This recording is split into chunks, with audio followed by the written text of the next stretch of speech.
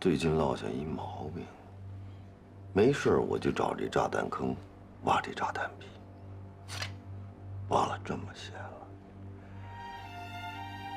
我在险基买了新房，可是这日本人见不惯我过上好日子，500磅重的炸弹炸了那么大一坑，我这夫人连个骨头渣都没找着。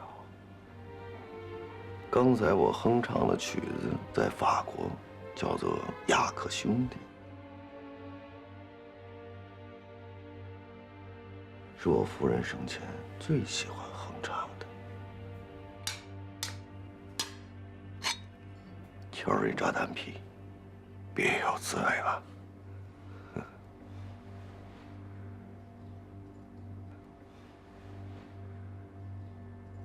你们怎么选？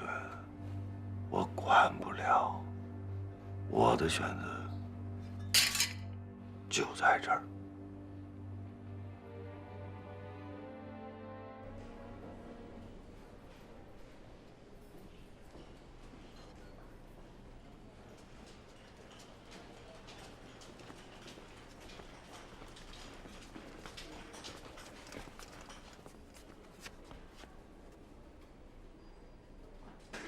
侯哥哥，进。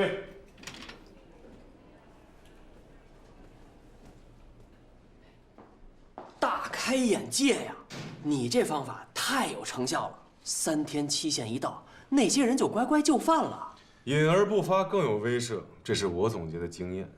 杀人的过程并不可怕，可怕的是被杀的选择。高，这招值得我学习。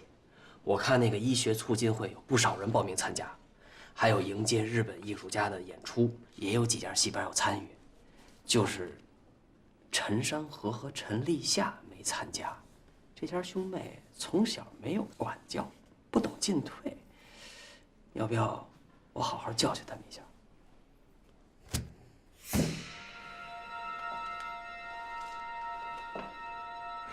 你呀，别把个人恩怨带到工作中。你很怕死是吧？我怕吗？坐吧。哎，嘿嘿。你不怕死，带那么多守卫干嘛？邝庆奎最想杀的肯定是我，因为我是汉奸。因为咱们关系好啊。你想借我的手除掉陈家兄弟，你不是跟陈山河关系很近吗？哎，我跟陈山河的关系可一点都不近，我们已经交过很多次手了。再说了，想杀他不需要借你的手，但我想得到你的首肯，这不是因为我尊重你。哼，你觉得我会庇护他？这还不是因为你和他妹妹。陈立夏是冥灵中的后起之秀，不能无故伤害。是，这个尺度我会把握。哎，对了，那些不听话的呢？已经在办了。去找立夏，太平，找立夏救我！太平，师傅，师傅你没事吧？起来，师傅没事吧？张师傅，出来！你看看，出去！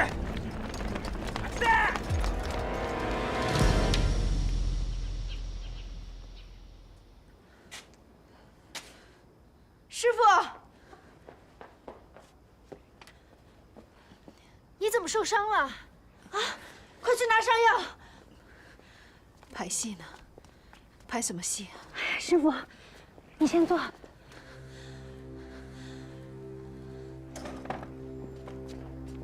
你这伤怎么回事啊？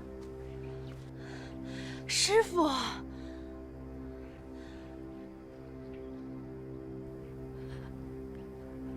你干爹被抓了，你能不能想办法救他？被谁抓的？什么时候的事儿啊？陈师傅，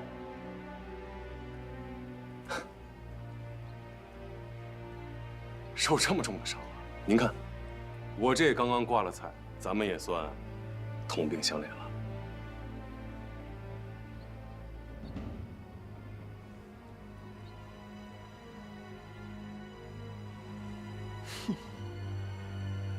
你走啊，走，可救不了人。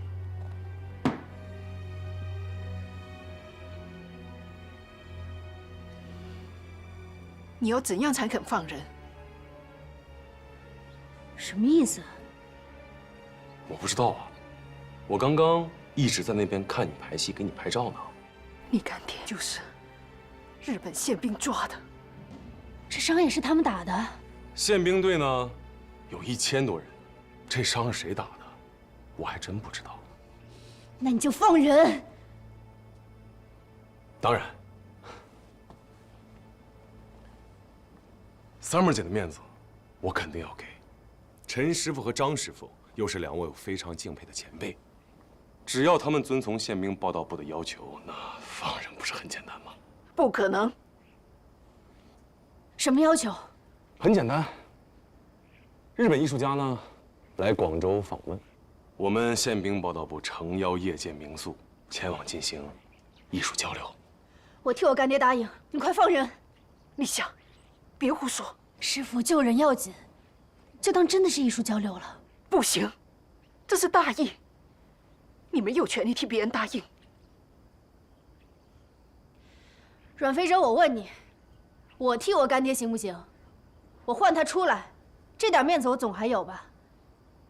你要是敢去，就别怪我不认你。师傅，你早就不认我了，你忘了？所以这是我自己的事情，我愿意换我干爹。可是他不愿意，等他出来才能知道他愿不愿意。他现在不知道在受什么罪呢。阮非洲，看再相识一场，让我换。可以，只是很遗憾，本来以为能看到陈师傅和张师傅联袂出演呢。道不同不相为谋，你就死了这条心吧。师傅，师傅，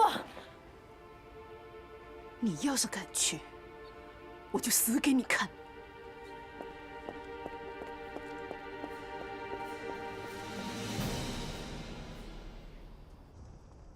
ここをしっかり守れ。すべての設備、原料、電車を守るんだ。頼んだぞ。はい。はい。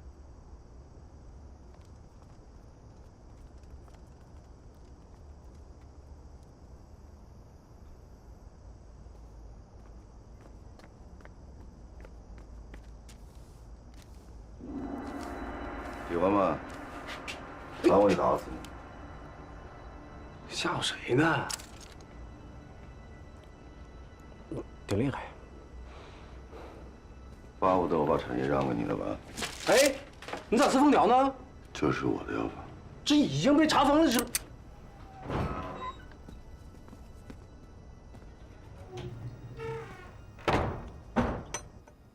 是你让人抓我干爹的。是啊，这世上呢，并无法外之地。不服从宪兵报道部的命令，我也只能秉公办事。什么公？什么法？你们站在中国的地盘上，这本身就不公不法。李夏，你跟你金师哥太亲近了，学的全都是共产党的腔调，这种唱腔是有害的，是危险的。我很在乎我们之间的感情，我动用权力把你从交流会的名单中剔除，这就是为了保护你。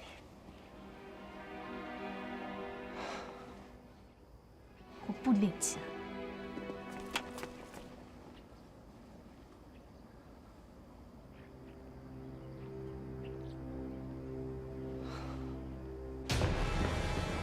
不是你不用这样，你知道吧？没有用，这都是被查封的不良产业，你回头都得拍卖给我们日本人接手。先把嘴擦干净再说。不是没到手呢吗？您手怎么了？让钉子扎了？沾了粪土，搞不好要剜肉削骨。左转。你啥意思啊？你是不是想整死我呀？我跟你说，大家都是学医的，你这点小伎俩啥也不是，你知道吧？我会不会承认？你承不承认？你敢惦记我的产业一天，我就一天不会放过你。我有的是办法，让你生不如死。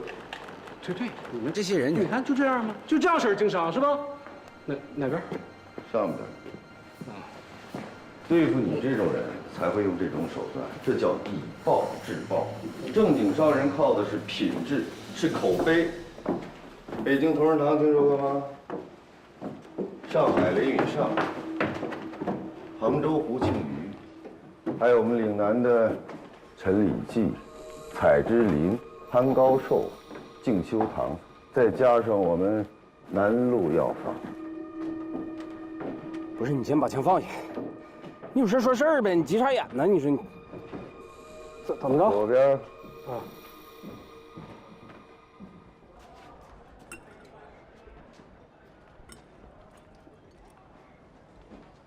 哦，对了，阿伟啊，这次你不要说话啊，我来还价。上次你发火，一道菜没卖出去。他们这以前啊，都是讲着卖。此一时彼一时了。现在这局势，酒家关闭就如木棉花落地一般噼里啪啦，没有几家买得起的。但是没关系啊，这家我熟。咱们呢，借他们后厨做几道菜，肯定能卖出去。行了，你就少啰嗦了啊！我这是啰嗦吗？啊？你菜不在，卖不出去，我们靠什么活呀？我们家菜顶还养活不了你了。我一铁嘴，你怎么能靠菜顶养活呀？对不对？二位师傅，后厨请吧。啊，哎，直接去后厨啊？哎，你们掌柜的呢？哦，他在宴客呢。有请二位师傅做几道拿手菜，直接送席上。都不露面了，我们这好歹也是老朋友啊。进菜的时候能见到。阿伟，今天给他们露一手，我还就不还价了。哎，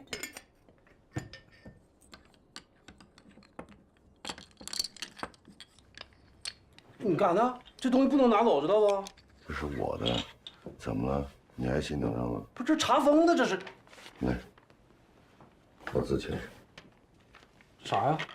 到今天为止，我用了多少水多少电，将来不管谁抢走它，还回来的时候都得给我补齐水电费。签不了，手坏了，你看。能坚持。你是觉得你还能拿回来是咋的？我确信我会拿回来，这叫邪不压正。在中国，这是一句成语，你懂吗？记住了，我教你个乖。在中国能成为成语的，那都是经过时间验证的。所以邪永远压不住正，把职给我看好了，否则你赔不起。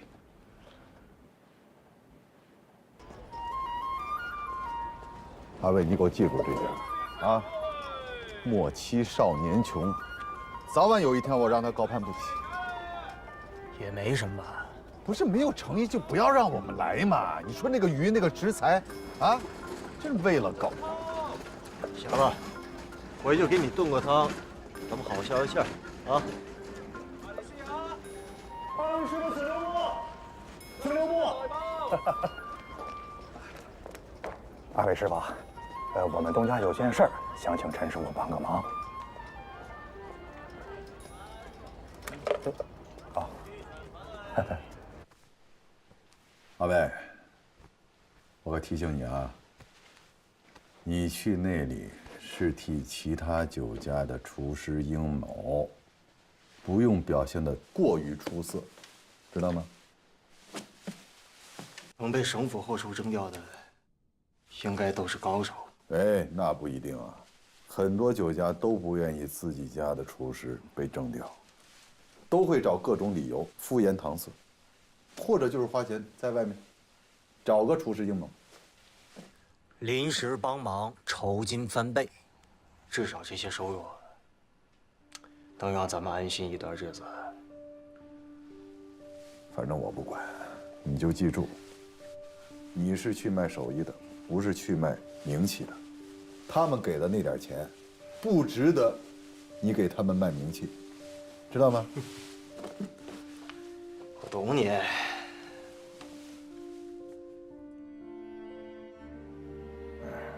这个林北江啊，命是真好。老谭，你呀，就打消这个念头。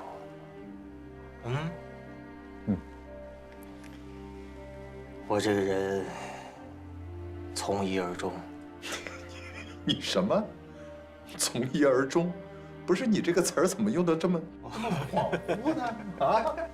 哎，我都怀疑你是不是真念过书啊，阿伟。我跟你说，我初小4年级之前的基础打得非常好。哎呦我的天哪！行了吧，行了吧，啊。我师傅之前也跟我说呀，这要想当个好厨子，必须要读书识字。你不也说了吗？腹有诗书气自华。我那时候接刀，我就一边磨刀啊，一边学习。那书本啊，都是东拼西凑凑过来的。不过说到你师傅呀，曾经还真是个大户人家，就是命运多舛呐。哎，人这一辈子说不明白。行了，我问你一下，去省府后厨需要小心什么？8个字：少言少语，谨言慎行。风高物燥，小心火燭。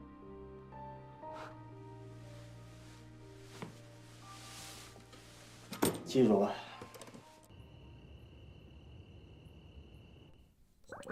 哎呀，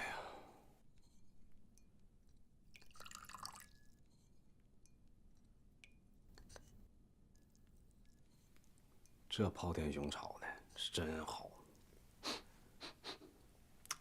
下血本了。要不说人南路能用龙虎蛋赚大钱呢。好喝吗？三国有喜先生，恕我直言，这南路药坊一天没拍卖出去，它就不是你的。你在这儿翻来倒去的，不符合规矩啊！规矩，谁定的呀？我跟你说啊，你必须派警察把这儿给我看好，知道不？这里边的药品呢，还有什么设备啥的，我都已经清点完了，少了你的事儿。你可没权利指挥我。想让我在这儿看着，行，让宪兵队发协调函来，我再酌情处理。那都不是事儿。你知道你现在该干啥不？你得去抓陈山河，还在这喝呢，到时候鼻孔穿血，别怪我没告诉你啊！陈山河，地头蛇，哪那么容易抓呀？可能这会儿都跑出广州了。二弟小妹见字如面，宪兵报道部3日通牒之期已过，我不可能怒言烈息，所以得暂离广州，暂避风头。像你我兄妹少年分离，好不容易相认相聚，又迫于世道多次分离，为兄对你们甚是不舍。好在二弟有谭耀亨这样的人帮衬，想必能自保。小妹有干爹师傅照应，我倒也放心。待我安顿下来，便设法接你们离开。我们3兄妹各有手艺傍身，纵去到天涯海角，也能开枝散叶。各位都是广州各大酒家选派的名厨，你们都有自己的绝活、拿手菜、名气和威风。但是我要告诉你们，这些东西在我们省府都分文不值。我们是忠诚为主、安全至上的部门，饭菜味道好只是最基本的要求，最重要的是纪律。你们在借调期间一定要严格遵守纪律，未经许可不得离开后厨。哎，你看什么看？你听明白了吗？我是从来没想到，原来这省府的后厨就在我们家呀。你是陈威？广州大酒家陈威。省府征用明月家日本料理的后厨，日本的炊具大家用不上，就别乱动了啊！今天晚上宴会一定要给我打醒精神。下面各就各位，各司其职，我给你们安排位置。这究竟是什么人来呀？这么大惊小怪的。别打听，别问，干你的活就行了。我要做河干盖珍珠，想学吗？顺便呢，教教你。就是那一道三水名菜，那我得见识见识啊。正赶上征调厨师，能学到不少的菜式，值得吧？做饭前，先让你们听听汪精卫先生重要讲话，有利于明确政治立场。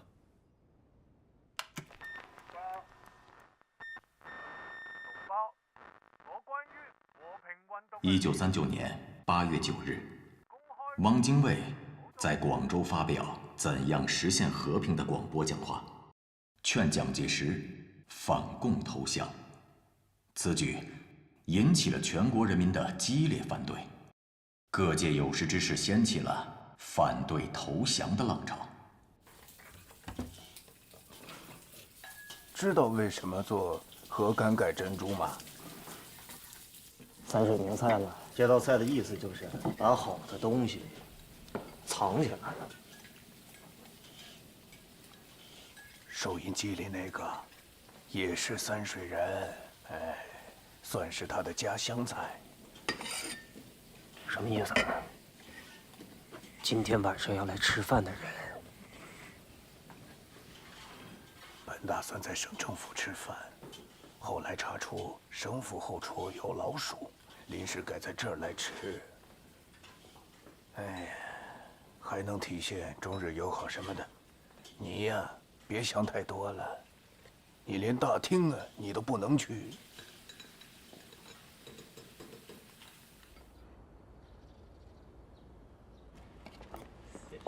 请慢走。谁让你出来的？快进去！没有关系。我认识陈威先生，让我们说说话可以吗？哦，好，那我就不送了。谢谢。陈先生，很高兴见到你。抢了我的酒家，生意还兴隆吗？谢谢陈先生的，慷慨。我骂你呢，你听不出来吗？我是来取我的渠道，你们的省政府，租了我的酒家太快了，去忙我忘了我的渠道了，我非常佩服陈先生的主意，所以我想把这个历史渠道送给你，这个是，火系道里。专门切菜用的，广东博让，よかったらどうぞ。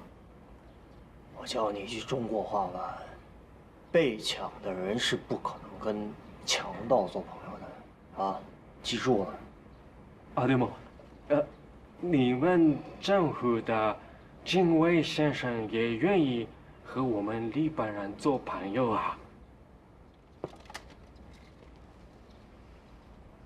精卫，你知道精卫是什么鸟吗？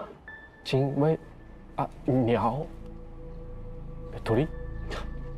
算了，我跟你说这些干嘛呀？我跟你说，你们大家都给我盯紧点，你们去那边。好。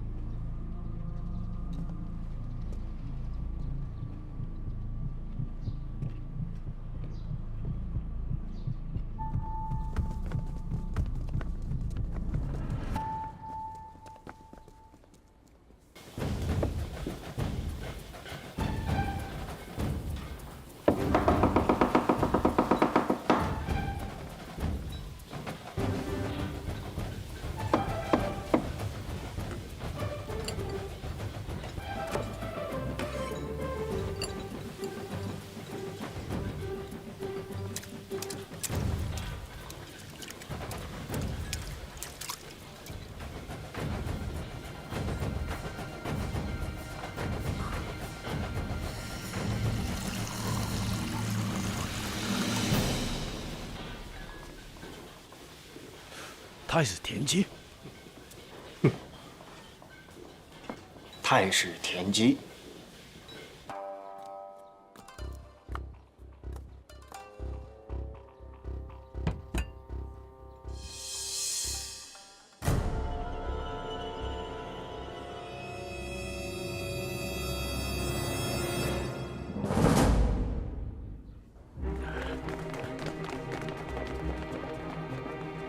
刚才有个厨师出来了吗？没看到。你确定？确定。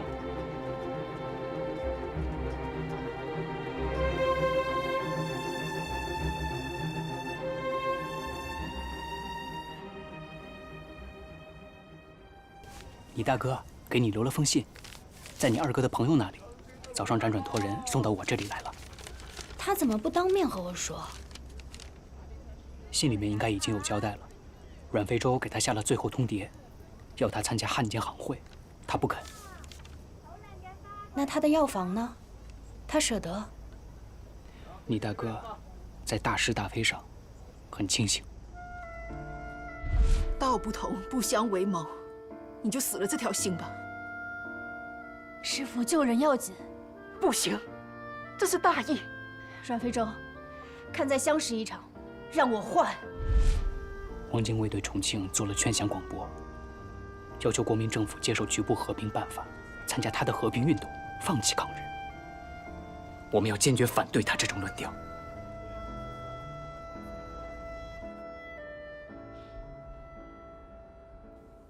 亂世飄蓬，名如草芥。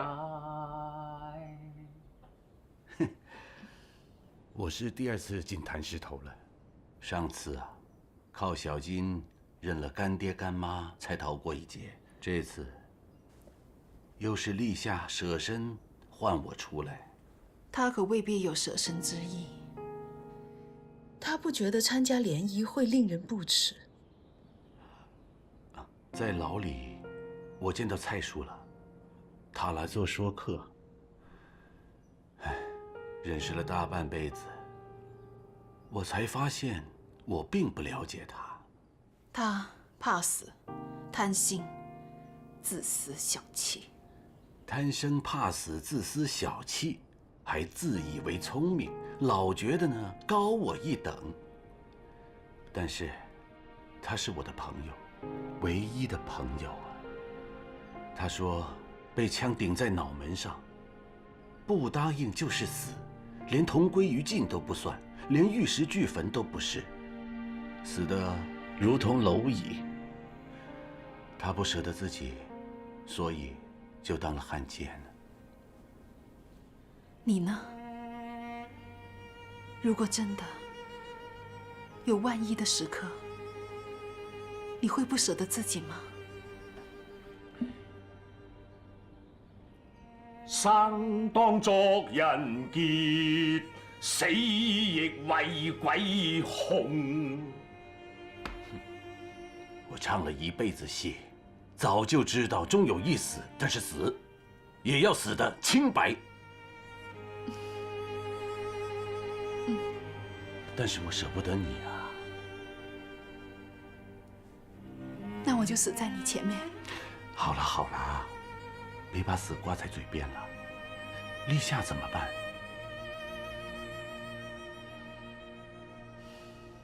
那还能怎么办？临危玉碎，不为瓦全。他若去了，就真的恩断义绝。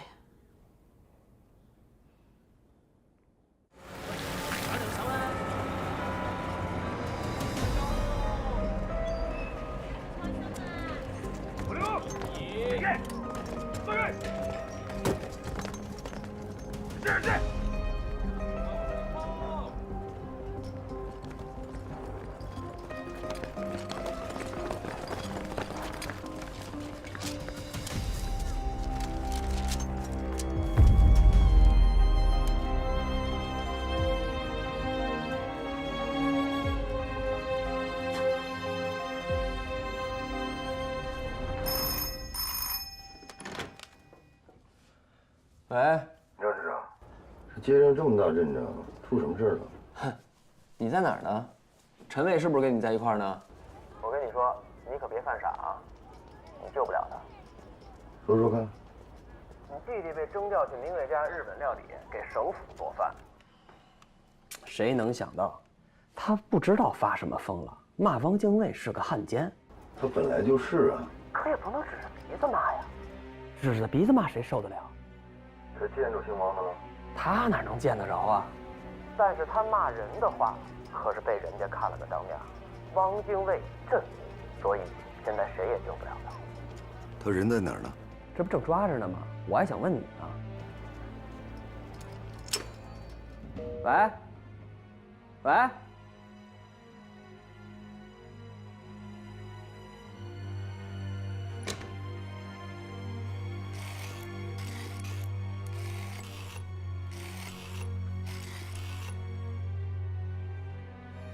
接日本宪兵队，宪兵队报道部。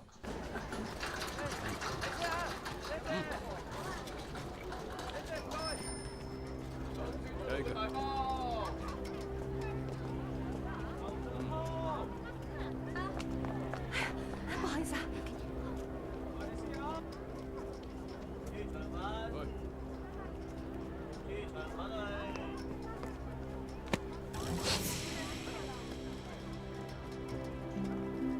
威尔士君王号明天早上7点开航，你不能从码头上船。现在到处都有抓你的人，我会安排小艇。等船出了港之后，你从水面上船。大哥，我就这么走了，你会有危险吗？我也不瞒你，麻烦呢，肯定是会有一点。你这是怎么了？那个假的，但是我人头熟，怎么都比你好办。来，拿着，省着点花。到了船上，英国人说了算，只认票不认人。往后呢，多交朋友，少交心，凡事留个心眼儿。多了，我也没什么嘱咐你的。到了香港，给我来个信儿。大哥，我觉得我没有做错，本来也没错。爸爸妈妈会为你感到骄傲的。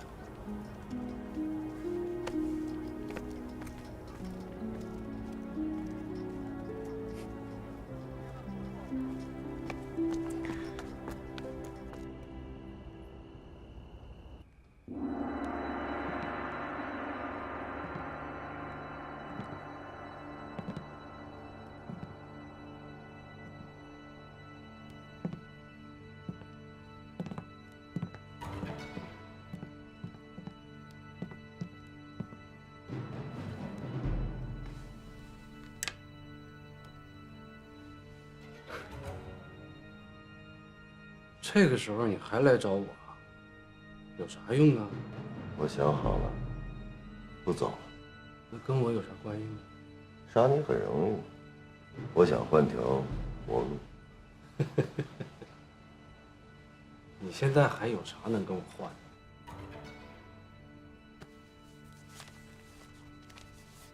这本书，你这应该有一本吧？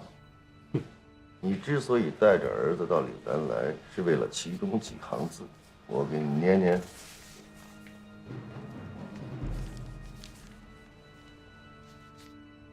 有数岁幼儿偶患惊风，头足往后扯成弯曲，谓之脚弓反张，叫唤难闻，百药无效。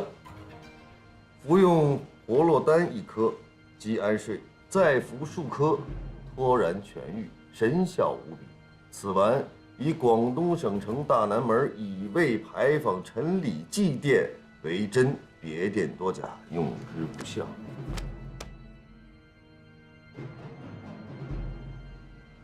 啥意思啊？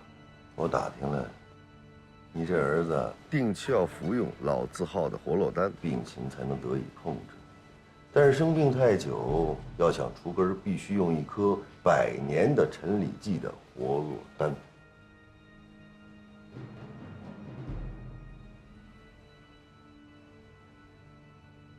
你出个价。价钱好说。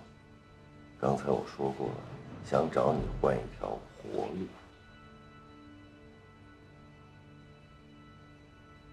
你要是真有，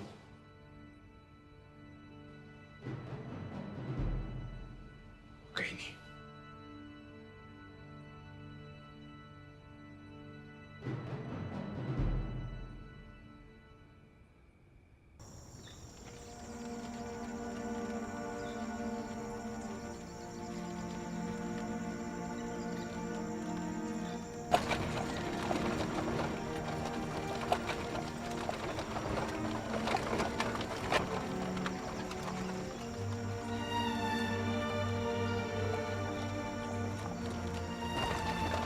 真能拿到药？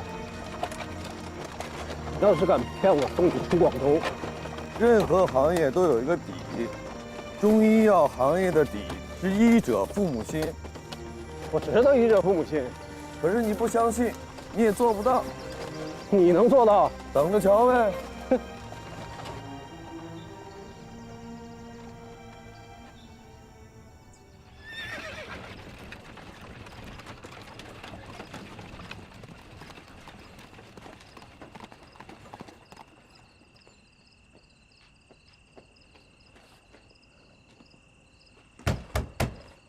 来了。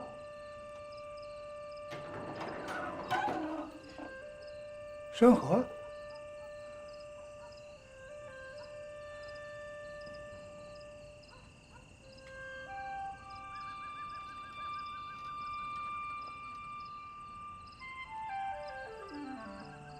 整个岭南恐怕也只有这一味药了，给他用啊，可就没有了。那药不就拿来救人用的吗？我问过给他瞧病的医生了，只有这100年的活络丹才能把他这病给去根儿了。这药可不就大奸大恶之人？你这跟我开玩笑了？那就是个孩子，他能有什么奸有什么恶呀？人之初，性本善。既然你手里拿着这颗药丸，你能眼看着这孩子你不救啊？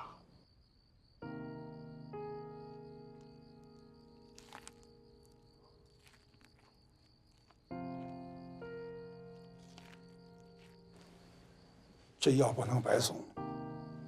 我给你谈好了，20两黄金。啊，还算公道。黄金我不要，换成粮食西药行不行？行不行？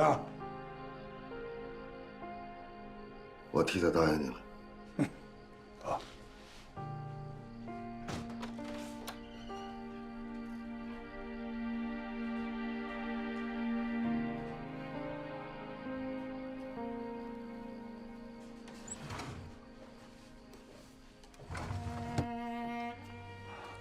这位先生，既然你是山河带来的，我就不说什么了。这丸药呢，就给孩子用了，啊，谢谢啊。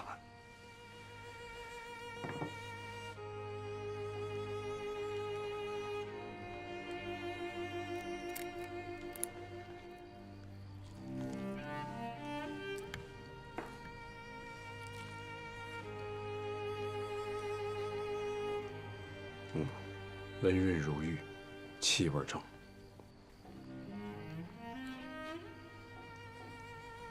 真是味好药。这丸药是乾隆年制的，你算算吧，多少年了，得值多少银子？中药真是太神奇了。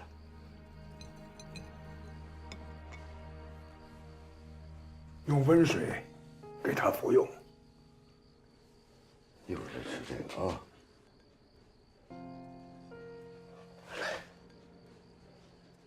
来，听话，把它吃了。来，对。哎，你吃，你不能这么喂药啊！吃，你这个人真是太暴躁了，咽进去，吞下去。来，把这糖拿着。嚼。这糖啊，一会儿吃了，嘴里就甜了。